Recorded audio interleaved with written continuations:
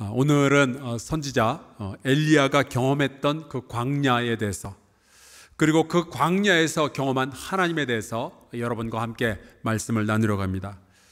오늘 말씀 1절에 보니까 이렇게 기록하고 있어요. 아합이 엘리야가 행한 모든 일과 그가 어떻게 모든 선지자를 칼로 죽였는지를 이세벨에게 말하니. 이 구절에 보면 세 사람의 이름이 나오죠. 아합과 이세벨 그리고 엘리야입니다. 이 아합은 북왕국 이스라엘의 왕이었어요. 그리고 이세벨은 그 아합 왕의 부인, 그러니까 왕비입니다. 이 부부에 대한 기록이 열왕기상 16장에 이렇게 나옵니다.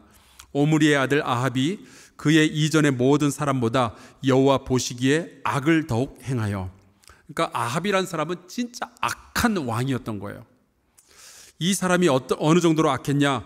느밧의 아들 여로보암의 죄를 따라 행하는 것을 오히려 가볍게 여기며, 이 여로보암이 악한 왕들 가운데 대명사 같은 사람이었어요. 이 여로보암 같은 놈, 그러면 진짜 욕이었는데 그가 지었던 죄를 가볍게 여길 정도로 악한 사람이었다라는 거죠.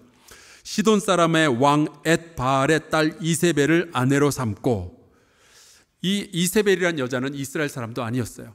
이방인 여자였고, 여러분 이 왕의 그 아버지 이름이 엣바알, 바알이라는 이름이 벌써 들어가잖아요. 그러니까 이방 신의 이름을 딴 그러한 왕의 이름이었죠. 이세벨, 벨이라는 이름 역시도 이방 신의 이름에 속해 있는 겁니다. 그러니까 그런 여자를 아내로 삼고 둘이서 같이 한다는 짓이 바알을 가서 섬기는 일이었어요. 제가 목회하면서 보니까요, 부부가 동시에 나쁜 사람일 경우는 거의 없습니다. 아예 없는 건 아닌 것 같아요. 있어요. 근데 보통은요, 남편이 지독한 남자면 아내가 천사 같거나, 아니면은 아내가 푼수 같으면 남편이 좋거나 그러거든요. 여러분 부부는 어느 쪽이세요? 근데 이 아합과 이세벨 부부는 둘이 똑같이 악하고 독한 거예요. 이 엘리야라는 사람은 이 아합과 이세벨 부부, 그 악한 왕과 왕비에게 맞섰던 하나님의 사람 선지자였습니다. 오늘 말씀 1절에 나오는 그 아합이 자기 부인 이세벨에게 해준 이야기는 열왕기상 18장에 아주 자세하게 설명이 되어 있어요.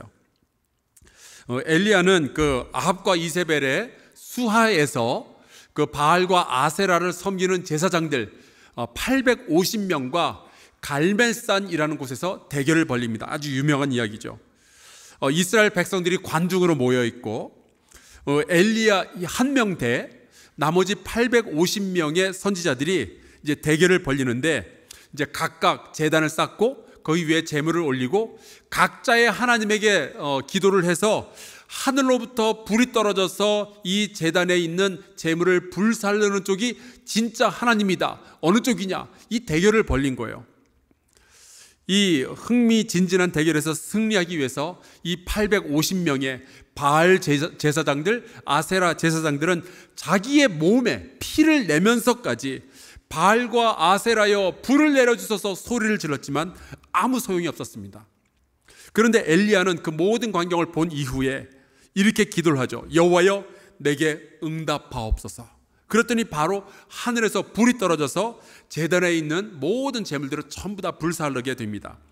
그 광경을 보고 있던 관중으로 있었던 이 이스라엘 백성이 이렇게 신앙 고백을 해요. 열왕기상 18장 39절, 모든 백성이 보고 엎드려 말하되 여호와 그는 하나님이시로다, 여호와 그는 하나님이시로다 하니. 사랑하는 성도 여러분, 우리 대한민국을 위해서 꼭 기도해 주시기를 주의 이름으로 부탁합니다. 이 대한민국의 정치인들과 경제인들과 이 백성이 여호와 그분이 하나님이시로다 고백하게 되는 그 날이 오게 되기를 여러분 꼭 기도해 주시기를 주의 이름으로 부탁합니다. 이 맞대결 이후에 이스라엘 백성은요, 바알과 아세라를 섬기던 그 850명의 제사장들 보고 니들은 다 가짜고 거짓말쟁이다 그러면서 전부 죽이는 아주 좀 잔인한 그런 이야기가 있어요. 하지만 그것을 엘리야의 입장에서 봤을 때는요, 정말 영광스러운 순간이죠. 자기가 기도했더니 하나님께서 하늘에서 불을 내려주셨잖아요. 그리고 자기가 승리했잖아요. 이제 드디어 이스라엘 백성에게 존경받는 진짜 제사장이 됐잖아요.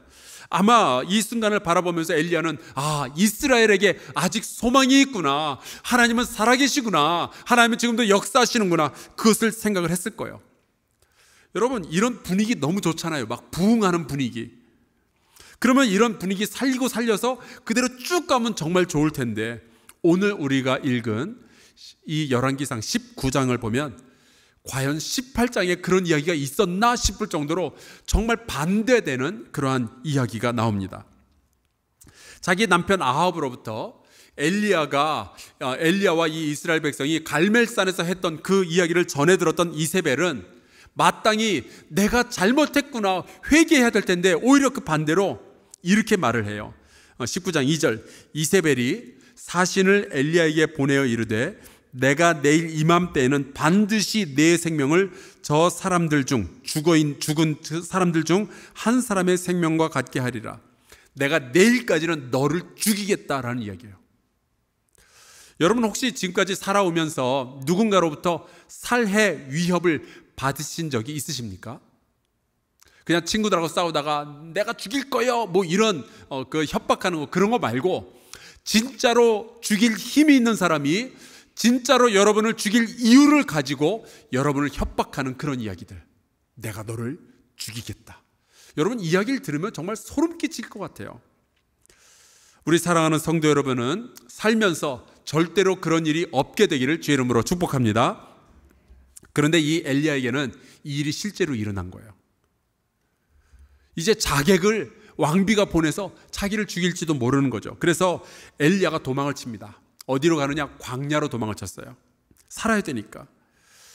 그런데 차라리 이 850명과의 그 대결에서 승리라도 안 했더라면, 그런 영광스러운 순간을 경험하지 않았더라면 차라리 광야로 도망치는 게 이렇게까지 서글프지는 않았을 텐데, 드디어 이스라엘 백성이 여호와 하나님을 알아보고 엘리야가 진짜 하나님의 선지자라는 것을 인정하게 되었는데, 그러면 그 결과로서 이 엘리야의 앞길이 평탄대로가 열려야 되는 거 아니에요? 그런데 죽음을 피해서 광야로 도망쳐야 되는 신세가 된 거예요. 이게 뭐냔 말이죠. 여러분, 같은 고난을 겪어도 그 고난을 겪기 이전의 상황이 어땠느냐에 따라서 그 고난이 더 아프고 힘들 수도 있고요, 아니면 덜 힘들 수도 있습니다. 제가 대학교 다니다가 이제 2학년 때 휴학을 하고 이제 군대를 갔어요. 이제 처음에 이제 군대 훈련소를 갔더니 너무 힘든 거예요. 새벽부터 나팔 소리와 함께 기상을 해서 운동장을 막 10바퀴씩 돌고 씻고, 또 아침 먹고 하루 종일 그냥 기압받고 총검술 훈련하고 태권도 하고 이리저리 구르는데 정말 죽겠는 거예요. 그런데 저랑 같이 이제 훈련받는 그 훈련소 동기생들 중에 이상한 애들이 있었어요. 자기들은 군대가 너무 좋다는 거예요. 너무 편하대요. 처음에는 얘들이 너무 힘드니까 미친 줄 알았어요. 그런데 알고 봤더니 얘들은 대학교 다닐 때 그 체육을 전공하던 애들인 거예요. 뭐 무슨 대학 유도과, 뭐 무슨 대학 태권도과, 이런 아이들. 저는 팔굽혀펴기 한 30번만 해도 막 팔이 떨어질 것 같은데 얘들은 한 손으로도 그 정도는 한다는 거예요. 게다가 그때는 그 대학생이지만 운동부 아이들은 막 선배들한테 맞고 그러던 시절이잖아요. 요즘은 그러지 않겠지만. 근데 얘네들이 군대를 왔더니 방마다 구타 금지 이런 거 막 써져 있고 그런 거죠. 그래서 얘들은 차라리 군대가 훨씬 편하고 좋더라, 그런 이야기를 하는 거예요. 그러니까 고난을 당하더라도 그 전에 어떤 상황이었느냐에 따라서 지금의 고난이 다르게 느껴질 수 있는 거죠. 엘리야는 영광스러운 승리를 거둔 사람이었어요. 그리고 하나님께서 이런 놀라운 능력을 발휘하시는구나, 그것을 봤던 사람이에요. 그러니까 광야로 목숨을 부지하기 위해서 도망치는 것이 너무 힘든 거죠. 이걸 받아들이기가 너무 어려웠던 거예요. 이러한 상황을 그 존 오브 더 크로스라는 그 중소의 스페인의 수도사가 있었는데, 그 사람은 영혼의 밤이라고 표현을 했어요. 낮에 빛을 경험해 본 사람들은요, 밤의 어두움이 얼마나 어두운지를 알게 되는 거죠. 그런데 성경에는 이런 영혼의 밤을 경험한 사람들이 굉장히 많이 나옵니다.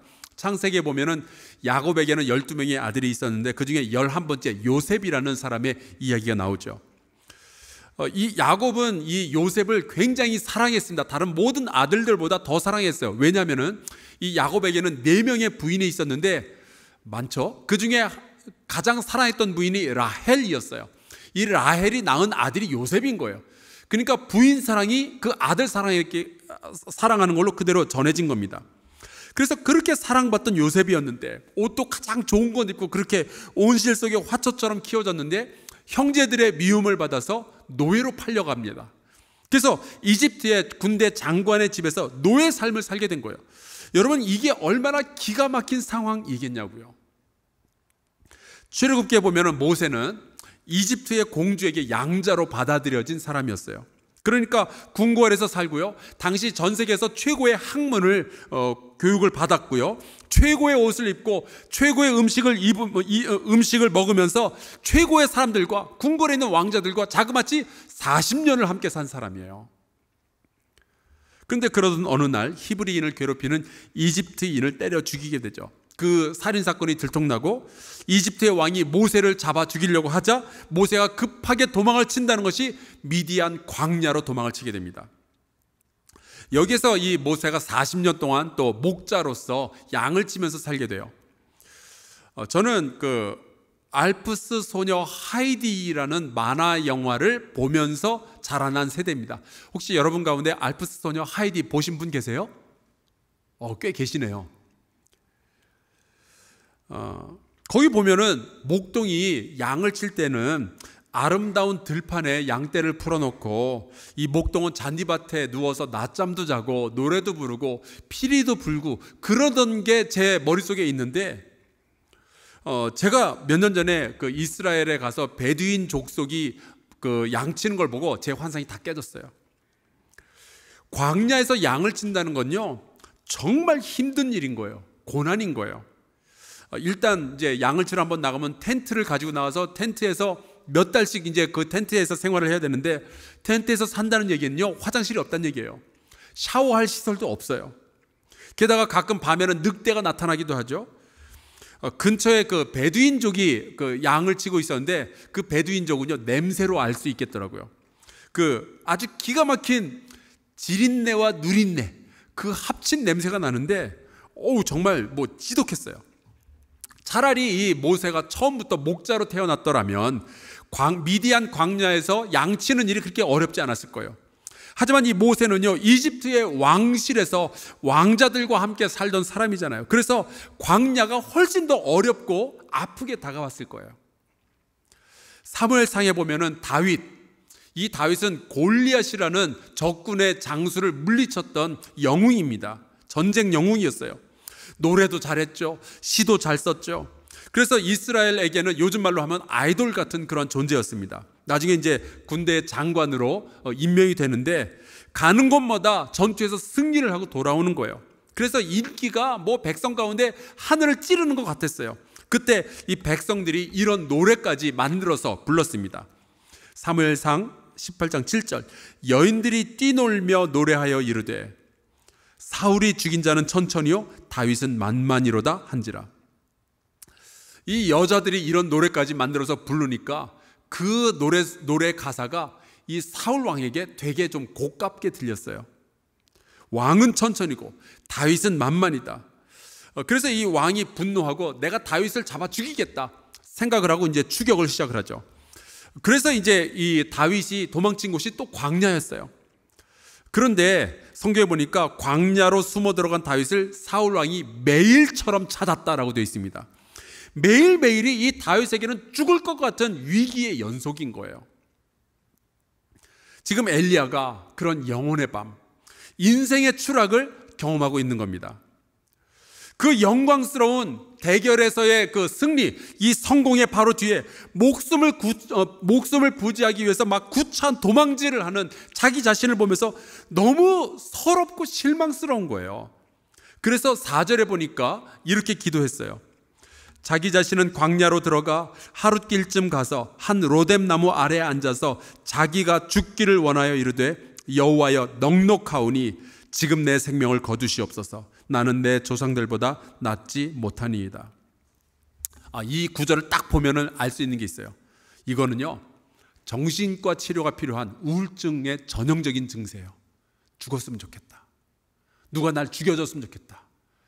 길 가다가 교통사고 확 나가지고 죽었으면 좋겠다. 막 이런 생각이 드는 거죠. 영어에는 실제로 일라이자 신드롬이라는 표현이 있어요. 이렇게 잘 나가던 사람이, 인기 높았던 연예인이 갑자기 어느 순간 인기가 싹 사라지거나 아니면 실패하거나 그러면서 모든 걸 다 잃은 것 같은 그런 느낌이 들 때, 그런 거예요. 근데 여러분, 이게 이 엘리야에게만 등장하는 일이 아니죠. 연예인들만 이런 일들을 경험하는 게 아니에요. 우리 모두는요, 이러한 기대의 무너짐과 실망, 이러한 실망감, 이런 데서 자유롭지 못한 인생을 우리 모두가 살아가고 있어요. 잘 사시다가 갑자기 망한 분들 계시죠. 돈 잘 벌고 있었는데 사업이 부도나는 바람에 집 잃고 건강 잃고 사람 잃고 그런 분들이 얼마나 많은지 몰라요. 그냥 평소부터 가난했던 분이면은 나중에 가난해지더라도 그냥 그런가 보다 하겠는데, 잘 살던 분이 갑자기 가난하게 되면요, 굉장히 힘들어 하시는 것을 제가 보게 됩니다.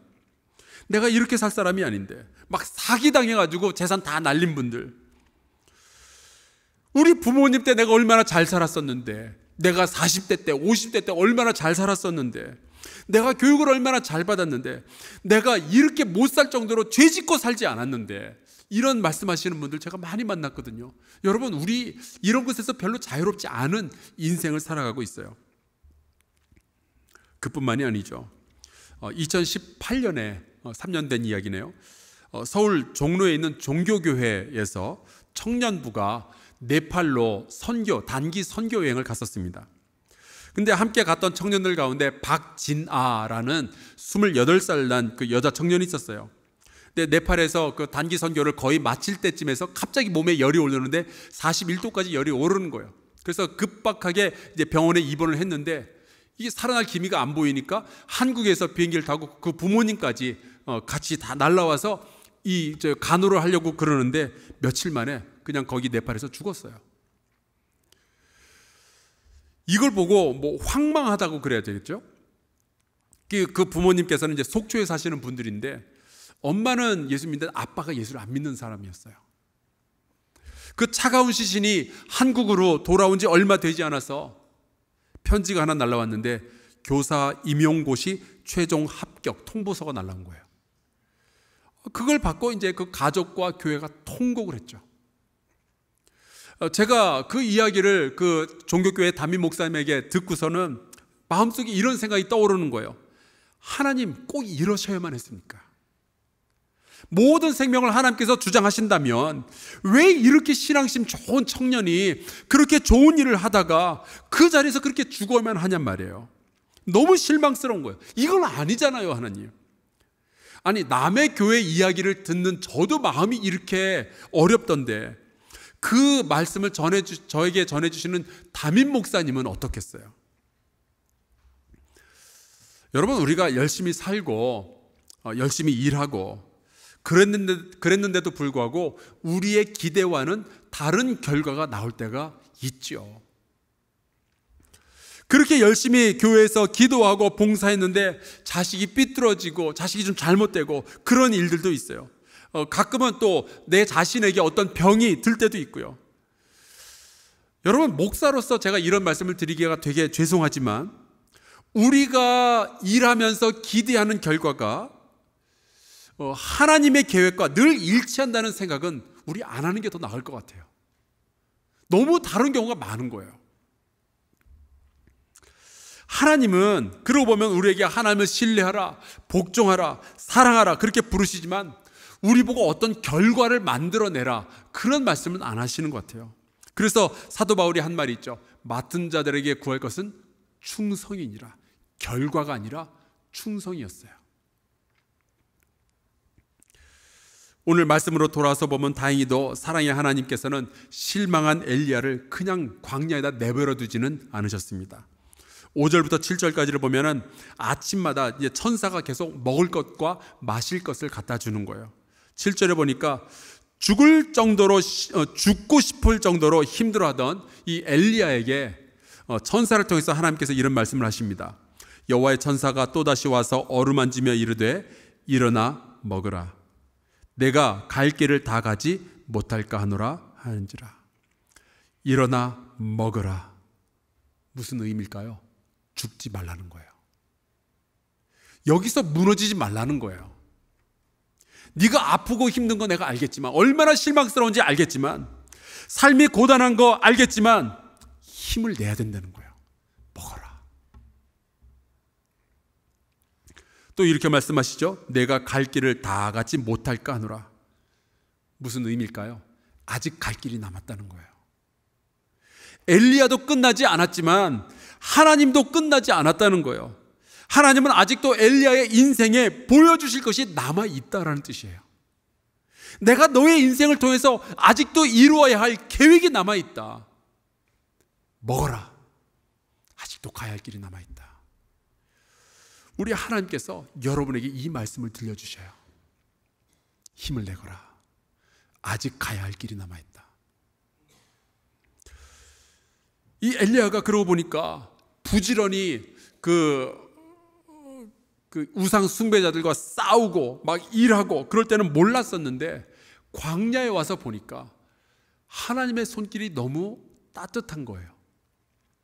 잘 나가는 선지자로서 살 때는 잘 몰랐었는데, 광야에서 도망자가 되고 보니까 하나님의 손길이 이렇게 가까운 걸, 이렇게 좋은 걸 그동안 모르고 살았던 거예요. 여지껏 엘리야는 열심으로 하나님을 섬겼었는데, 이제 광야에 나와서 고난 가운데 보니까 하나님께서 엘리야를 섬겨주고 계시는 거죠. 그뿐만이 아니었어요. 하나님은 보이지 않는 곳에서 조용히, 하지만 깊이 위대한 일들을 이루고 계셨어요. 엘리야가 모르는 사이에. 19장 후반부에 나오는데요, 하나님께서는 예후라는 사람을 세워서 아합을 죽이고 예후가 왕이 되도록 준비하고 계셨습니다. 그리고 엘리사라는 사람을 세워서 엘리야의 후계자를 삼으시려고 그것도 준비를 하고 계시는 거예요. 그뿐만이 아니에요. 우상에게 무릎 꿇지 아니하는 자 7,000명을 하나님께서 준비하고 계셨어요. 그러니까 하나님은 엘리야가 고난 가운데 빠졌을 때 그를 위로하시는 동안에 조용히, 그러나 역사가 감히 거스르지 못할 스케일로 엄청난 일을 이루고 계셨던 거예요. 여러분, 혹시 지금 여러분께서 버텨야만 하는 그 삶의 무게가 너무 버겁다라고 생각하시는 분이 계십니까? 하나님께서 여러분에게 주시는 말씀이 있어요. 먹으라. 네가 아직 가야 할 길이 있다. 혹시 여러분 하나님께 실망하신 적이 있으세요? 혹시 하나님께 또 실망하게 될까 봐 하나님께서 나의 전부 다를 드리질 못하고 세상에 한 발 그냥 걸쳐놓고 살아야 되는 그러한 어중간한 삶을 여러분 경험하고 계시지 않나요? 여러분, 우리 하나님은 여러분보다 여러분을 더 잘 알고 계셔요. 그리고 여러분보다 여러분 자신을 더 사랑하는 분이 우리 하나님 아버지이십니다. 그분은 우리가 다 이해할 수는 없지만 우리와 항상 동행하시고 깊이 일하시는 분이셔요. 그 하나님은 우리가 모르는 사이에 새로운 일들을 일으키고 계십니다. 제가 힘들 때면 들춰보는 성경 구절들 가운데 하나를 제가 소개해 드릴게요. 고린도전서 13장 7절. 저 유명한 이제 사랑장이죠. 사랑이 어떤 거냐? 7절에 이렇게 말씀합니다. 모든 것을 참으며 모든 것을 믿으며 모든 것을 바라며 모든 것을 견디느니라. 여기 보면 모든 것을 믿고 모든 것을 바란다라는 말씀이 나오죠. 우리가 하나님의 백성으로서 살면서 일하고 그러면서 믿고 바라는 것 절대로 잘못된 일이 아니에요. 우리는 그런 기대감을 가지고 있어야죠. 믿고 바라야죠. 우리가 최선을 다했으면 최고의 결과를 기대하는 것은 너무나도 당연한 일이에요. 하지만 모든 것을 믿고 모든 것을 바라는 그 사랑은 모든 것을 참으며 견딘다라는 것에 앞뒤로 둘러싸여져 있다는 것을 잊어서는 안 돼요. 참으며 견디는 것이 없이 믿고 바라기만 하면서 살기에는 이 세상이 전혀 녹록지가 않잖아요. 그렇게 힘겨운 순간을 하나님의 도우심으로 버텨서 40일을 걸어간 후에 엘리야가 이르렀던 곳이 8절에 보니까 하나님의 산 호렙이라고 되어 있습니다. 그 호렙산에 도착하면서 엘리야가 무엇을 깨달았을까요? 죽을 만큼 힘들었던 광야는 하나님의 산으로 가는 길이라는 것을 깨달았던 거죠. 하나님의 손길을 경험하는 그 따스하고 가까이 계시는 하나님의 손길을 경험하는 시간이었던 거예요. 오히려 광야가. 그리고 그 광야의 끝에서 하나님의 산 호렙에서 여지껏 엘리야가 선지자로 살면서 평생 경험해보지 못했던 새로운 하나님의 모습을 발견하게 됩니다. 거친 폭풍 속에서도, 지진 속에서도, 불 속에서도 발견할 수 없었던 하나님이 세밀한 음성으로 다가오시는 것을 처음으로 경험하게 되죠. 혹시 여러분이 광야를 경험하고 계신다면 이 광야가 새로운 하나님을 만나게 되는 길이 되기를 주의 이름으로 축복합니다. 지금은 아프고 실망스럽지만 하나님의 손길을 경험하며 이전에 몰랐던 하나님을 만나는 여정이 되기를 주의 이름으로 축복합니다. 그러고 보면 하나님께서는요, 요셉의 고난을 통해서도 그를 이끄셔서 이스라엘 백성이 굶어 죽지 않도록 도와주셨고요, 하나님은 모세의 고난을 통해서 이스라엘 백성을 압제로부터 이끌어내는 새로운 리더를 세우는 데 사용하셨어요.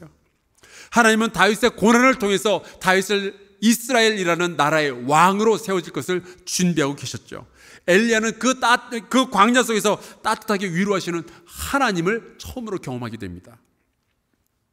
아까 말씀드린 그 종교교회의 박진아 청년의 죽음을 통해서 그 청년의 부모님은요, 자기들의 딸이 그렇게 죽도록 사랑했던 네팔을 우리도 사랑해야 되겠다라는 결단을 내리셔요. 그래서 그 종교교회와 그 유족은요, 함께 힘을 합해서 네팔의 진아 학교라는 것을 만들게 되죠. 딸의 이름으로. 그리고 불과 3주 전에 그 학교를 위해서 선교사 부부가 파송되었어요.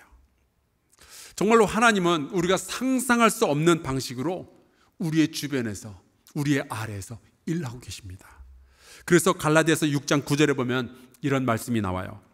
우리가 선을 행하되 낙심하지 말지니 포기하지 아니하면 때가 이름에 거두리라. 코로나19 때문에 혹은 여러 가지 가정사의 일로 힘들죠. 낙심하고 싶은 그런 상황들이 너무나도 많이 벌어지는 것 같아요. 이전의 삶에 비해서 너무 어려워진 지금의 상황이 우리를 되게 서럽게 만들 수도 있어요. 하지만 광야에서 죽을 것만 같았던 엘리야를 어루만지셨던 그 하나님께서 여러분의 고난 속에서도 어루만지시며 위로하시고 더 큰 소망을 주실 줄로 믿습니다. 그 하나님을 끝까지 신뢰하며 견디는 저와 여러분이 되기를 간절히 축원합니다. 분명히 하나님은요, 좋은 일을 준비하고 계실 거예요. 우리 같이 찬송가 부르고 잠시 좀 기도했으면 좋겠습니다. 419장인데요, 가사가 이렇게 돼요. 주 날개 밑 내가 편안히 쉬네. 밤 깊고 비바람 불어쳐도 아버지께서 날 지켜주시니 거기서 편안히 쉬리로다. 세상이 나를 위로치 못하나 거기서 평화를 누릴 것이다. 광야에서도 느끼는 그 하나님의 손길을 기억하며 우리 같이 찬송하고 기도하겠습니다.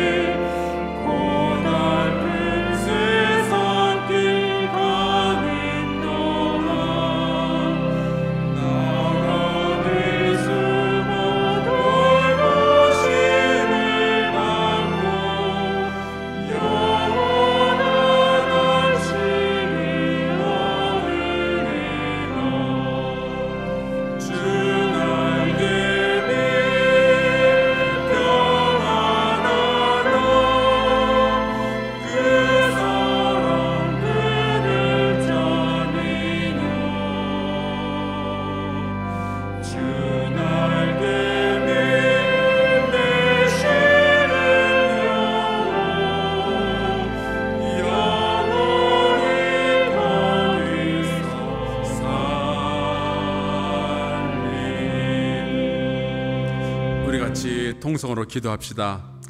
아버지, 우리의 삶에 대하여 실망하지 않게 하여 주옵소서. 하나님께 대하여 실망하지 않게 하여 주옵소서. 하나님은 우리를 지키시며 새로운 일들을 일으키시리라 믿게 하여 주옵소서. 하나님, 내 사랑하는 사람이 좌절하고 있습니다. 주님, 다시 일어서게 하여 주시옵소서. 주께서 가지고 계신 계획이 있는데 믿고 따라가게 하여 주시옵소서. 우리 통성으로 같이 기도하겠습니다.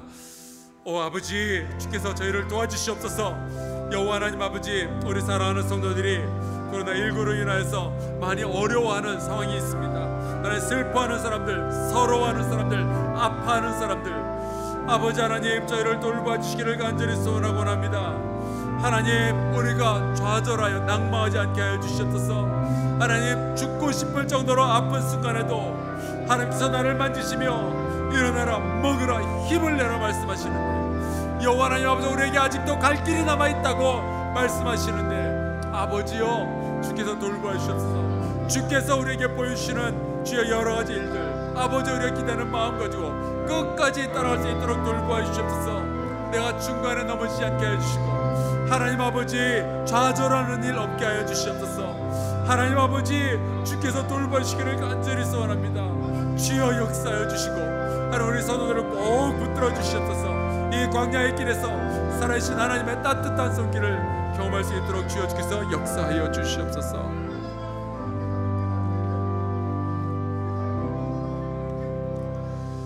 하나님 아버지, 인생의 낮과 밤이 오고 가는 가운데서도 우리의 곁을 변함없이 지켜주셔서 감사합니다. 주님의 은혜 아니면 우리는 서지 못할 터인데, 이 무거운 인생의 무게를 졌지만 주께서 손잡아 주시니 우리가 버티고 견디게 하여 주시옵소서. 다시 시작할 수 있도록 인도하여 주시옵소서. 힘을 내게 하여 주시옵시고, 우리 앞에 놓여져 있는 그 먼 길을 다시 걸어가게 하여 주시옵소서. 하나님, 우리 성도들 가운데 엘리야처럼 광야의 어려움을 겪는 이들이 있습니다. 주님 도와 주시옵소서. 이 광야 안에서 하나님의 따뜻한 손길을 경험케 하여 주시옵소서. 위로하여 주시옵소서. 언젠가 하나님의 방법으로, 하나님의 때에 하나님의 사람을 통하여 이루실 놀랍고 영광스러운 하나님의 일들을 기대하게 하여 주시옵소서. 예수 그리스도의 이름으로 기도하옵나이다. 아멘.